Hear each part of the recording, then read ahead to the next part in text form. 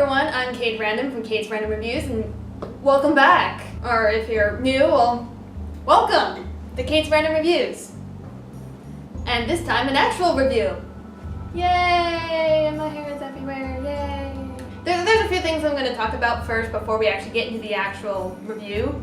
First off, I have created a grading system for pretty much every movie I'm going to review from now on, and it is subject to change though, because I mean, I'm still brand and new at this, so any tips or advice you have for me, please share them. It'd be very nice. Also, everyone, please keep in mind, this is all my opinion, and I don't expect everyone to agree with everything I say. So if you disagree with me, there is a comment section down below where you can go and battle it out down there. But please be nice to others who do agree or disagree with whatever you say or what I say, because I want friendly people down there. Please, keep it clean, fellas. And also, I don't want to come down there and find a bunch of bodies down there, because I mean, or else everyone will get in trouble. I mean, seriously, stop assisting each other in suicide, for crying out loud. Now, without further ado, let's go on to the actual movie review. And last time I drew out a movie slip, so I have to review a movie, and I was able to, dang it, I forgot the word. And I was able to upload, there we go, the video on, I can't remember the day. I was able to upload it on an even day, so now I have to, according to the slip, I have to review a animated movie. And the animated I have chosen to review is The Secret of Kells. Anyway, to start off the review, let's talk about a little bit about the history of the of how the movie came to be. The movie came out in 2009 and was directed by Tom Moore, who is also known for directing Song of the Sea a few years later. And Nora Twani, I'm sorry if I slaughtered that name, who is directing the up-and-coming film Breadwinner, which I haven't seen any trailers of, but looking at posters and such, it looks like it's going to be a really pretty movie, so when it comes out, let's go watch it. For the inspiration used to make Secret of Kells is actually a book called Book of Kells, a illuminated manuscript made between the 6th and 8th century by Irish and Scottish monks. And I will have a link down in the description to a BBC article about the Book of Kells and its history, or at least as much as we know about it, if you want to check that out. This movie is supposed to act as a origin story for how the book was completed. It's not a true story, it's not an adaptation like I said before. It's just an idea of how the book came to completion. Now the little history is out of the way, and if you come back from reading the article, let's move on to the actual movie. Here's the summary of it that I've written myself, of course. The story is about a young boy named Brendan who lives in a city, Kells, that is surrounded by a large wall being built by his uncle Abbot to protect the city from the threat of incoming Vikings. One day, a master illuminator named Aiden and his cat Pengerban, who is running from the Vikings after the destruction of his village, with the famous book called the Book of Iona. When Brendan was able to get a chance to be with Aiden alone, Brendan saw the book and was told by Aiden that Aiden needs Braden's help in collecting some berries to make ink to continue working on the book. Disobeying his uncle, Brendan leaves the safety of the walls to enter the forest to find the berries with Pengerban. In the forest, Brendan runs into some trouble and is saved by a girl named Ashlyn, who is presumed to be the forest's spirit guardian. At least that's what Brendan is assuming. That's what she seems like.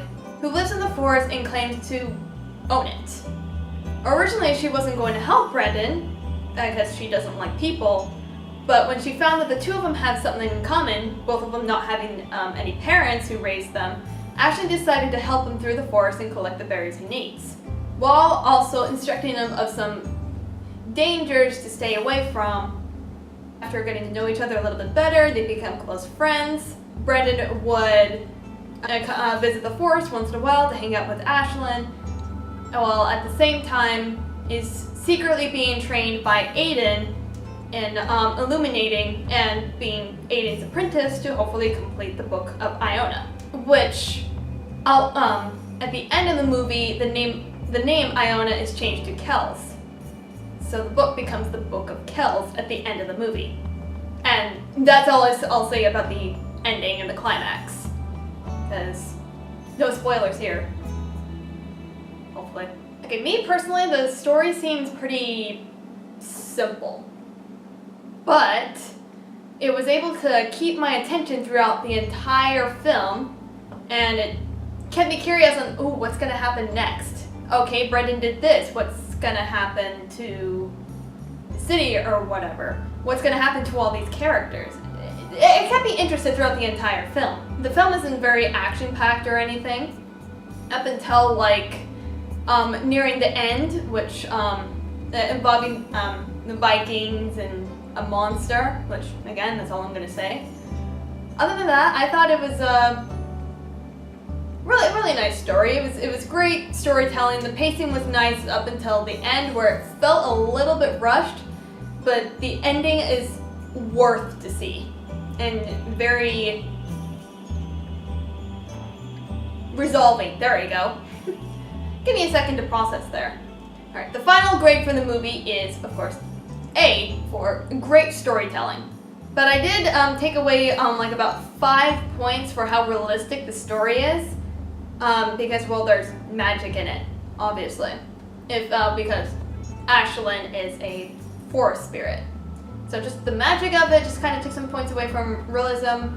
But for the rest of the story, it seems like it can actually happen. Now, moving on to characters. Brendan is a curious and open-minded boy who will absorb any information you can give him. And he's also very willing to help others, not thinking very much of himself, is just concerned about everybody around him, which makes him super lovable. But he does have his flaws. Like, I remember one scene when Brendan and Ashlyn came across the cave of a monster that lives there that Ashlyn is terrified of. But Brendan took this moment to be a little bit cocky, saying that no, that's just a children's story. This monster doesn't exist. Adds a layer of characterization, which is brilliant. And also, the story doesn't force him to really do anything, from what I can tell. He's pretty much free to do whatever he wants.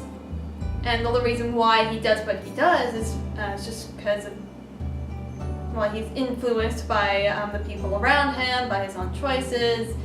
He's free to do whatever you like. He's not like the chosen one in like a lot of films, where it's like, oh, the chosen one, you're destined to go this way or whatever. Not with Brendan. He's just a normal kid. His uncle Abbott is pretty much the opposite of Brendan. As the one raising Brendan, telling him that the outside world is dangerous, this wall needs to be built. I mean, all his focus is on this wall. He believes by getting this wall up, built, and completed, it will keep all danger outside. Nothing can get in. Nothing dangerous can come in and hurt anybody. Because I mean, that's his focus. He wants this wall finished so he can save everybody in the city. Now, of course, there are scenes where he's like forcing other characters, the other illuminators in the city, to drop their ink pens and come help build the wall, because the wall needs to be finished. And because that's just his focus pretty much the entire film. That's his focus, just getting this wall up, built to protect and save everyone.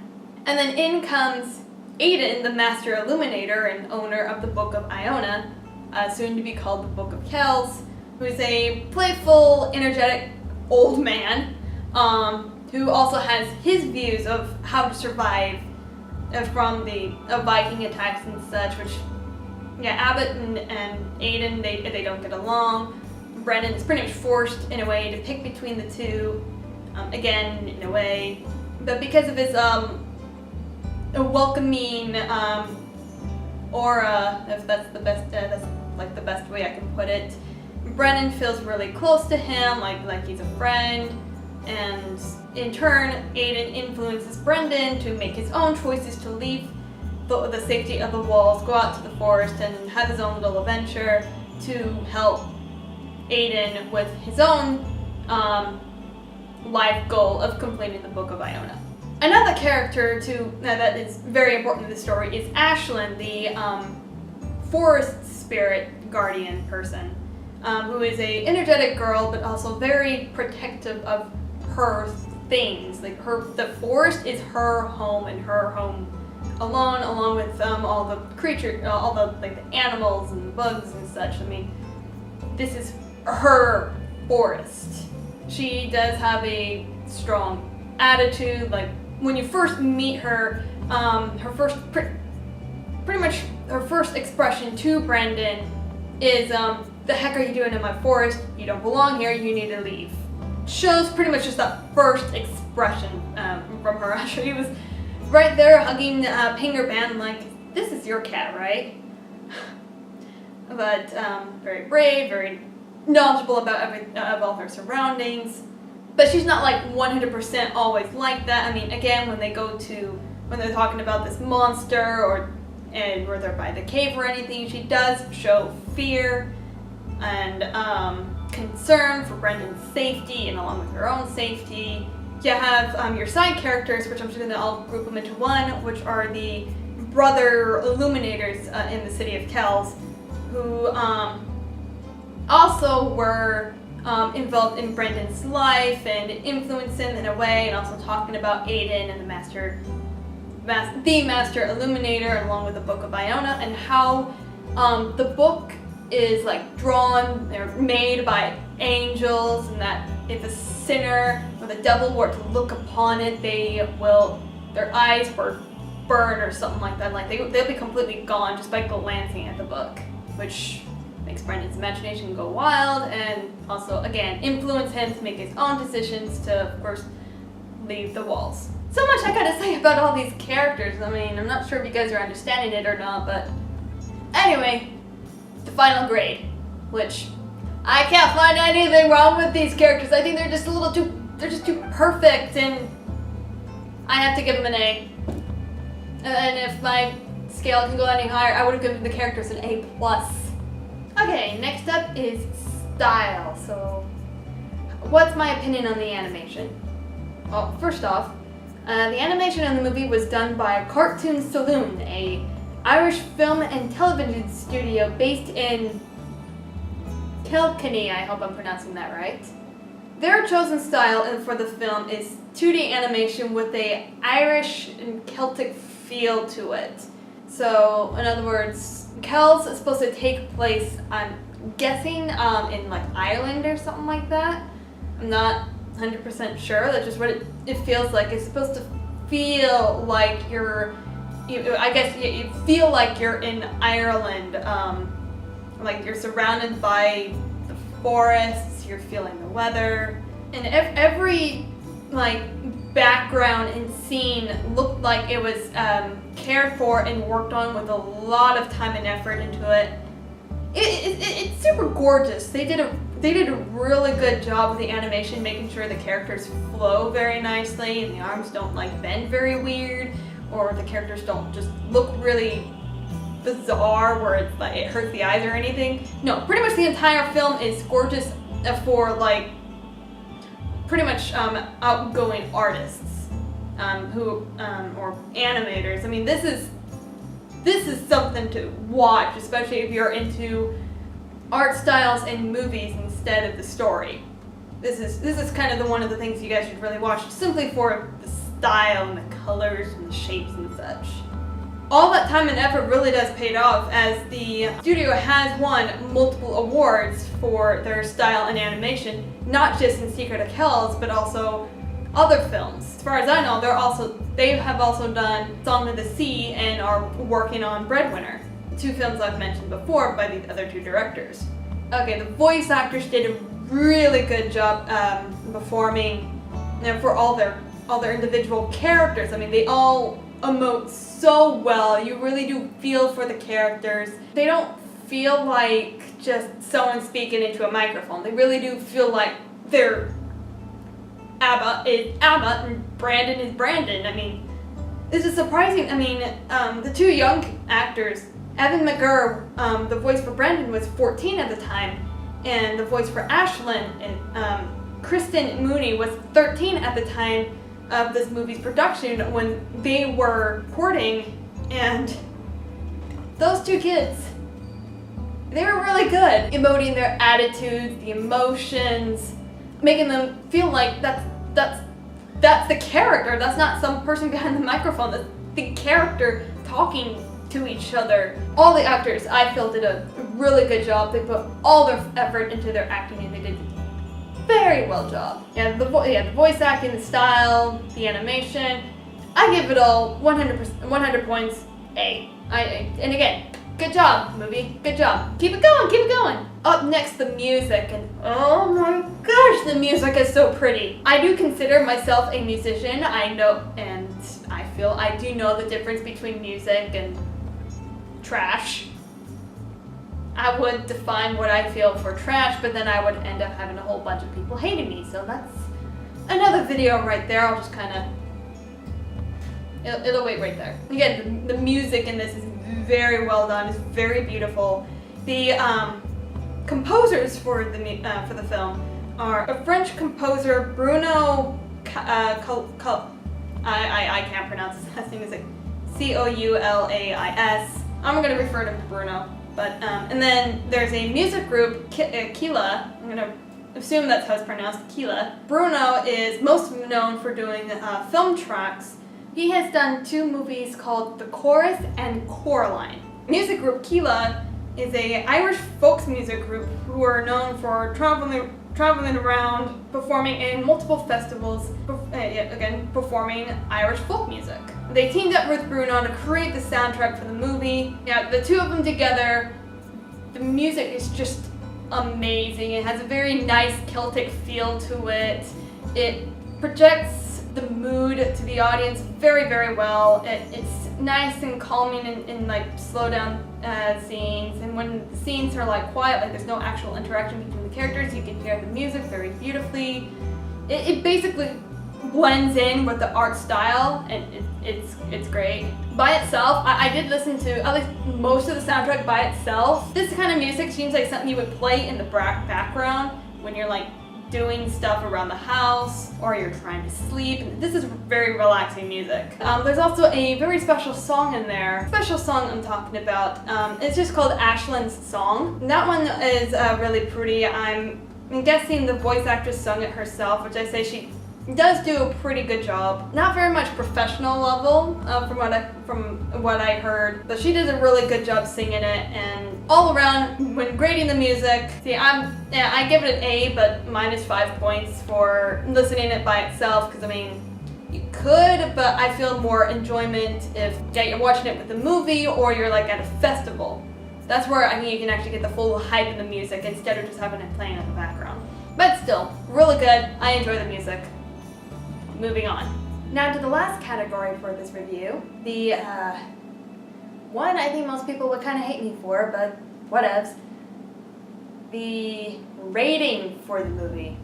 Well, pretty much rating this category for pretty much any movie people are probably going to hate me for, but again, whatevs. And I'll say right now the requirements I have in here, if there's any like any sort of like swearing or anything in it, I take off a point. If there's any unnecessary nudity, there's points taken off. If there's a sex scene in there and there doesn't need to be a sex scene, points are automatically taken. All 25 are taken off, especially if they don't fit the official rating. That's pretty much what I'm going for, is the official rating. If the movie doesn't match the official rating, then, well, the movie loses lots of points in this category. So there's really no swearing at all. There's surprisingly not really gore, but there's not even any blood or anything. I mean, there are scary scenes in the movie, which might surprise you a little bit if you haven't seen the movie and you're watching this. There are scenes in there where it will terrify children. My first time seeing the movie, I didn't see it in the beginning. I saw it like near the end, where the scary scenes happen, and it terrified me, and I didn't want to watch the movie just because I saw like the ending instead of the beginning, or at least just that specific scene. So if you're having little kids around, make sure they saw the film from beginning to end and not from end, or else they will have nightmares. Not like Watership Down nightmares though, which I have seen when I was like not even 10. So, oh yeah, that specific scene I was talking about, this is pretty much the picture that gave me nightmares, so you're welcome. Anyway, the official rating itself, it's surprising because I don't have a hard copy of the movie. I watched it on Netflix, like when I was like making up a review for it. So Netflix, it says it's TV PG. They have that rating because, well, the scary scenes in it, and it also has a whole, great for the whole family, which it pretty much is. It's just that scary scene might terrify like little toddlers or very little kids. Yeah, I don't have a hard copy, so I don't know what the box says. And when I looked it up on the internet, they basically said, the internet says that it's not rated or anything, so it's like, come on, this movie should be very easy to rate. So I personally feel this movie should be PG, mostly because of like the scary scenes in it. But don't let that stop you from watching it, or watching it with very little kids. Again, if you have little kids in the room, watch them from the beginning to the end. Don't just have them walk in when the scary scenes are happening. Like, again, this picture, it still terrifies me every time I see it, and it's only for like 1 second. But yeah, there's no bad language. Nobody's running around naked. There's really no blood at all. The official rating, well, according to Netflix, it fits. So 100 points, A. So that's really all I got to say about the official rating for this movie. Overall, A. It's straight A student right here, jeez. So let's see, my personal recommendation, go watch it, just go watch it. It's actually very much worth just getting the copy and having it on your shelf. I recommend it that much. And also, watch it with the entire family. Watch it with your little, with the little kids, with your cousins, with your parents, whatever. Feel free to watch it. It's good for everyone to watch. Now that that's out of the way, now that we're at the end of the video, we get to do the fun little ritual of drawing a new topic from the random jar. Yay! Which, by the way, this slip, I'm not going to put it back in until I've drawn like most of the slips out, or all the slips out, just so you know. Let's get on with drawing. Let's grab this one. Oh gosh dang it. Okay. The slip I drew is original versus adaptation. Looks like I might possibly be doing another movie review next time. Maybe. There's no like specific number or anything, so it just means, so there's like an adaptation of something from like an original story. Like it could be a book to movie adaptation, or like a TV show got its own movie, if you want me to see that. Yeah. So it doesn't even have to be a movie. If it's a movie to book, yeah, it's the comparison between the original and adaptation. So if you guys can think of anything, or recommend me down in the comment section below. That is the end of this video. Please like, subscribe, favorite, all that fun stuff, and I'll be seeing you guys next time for another random video with Cade Random. Yeah, later.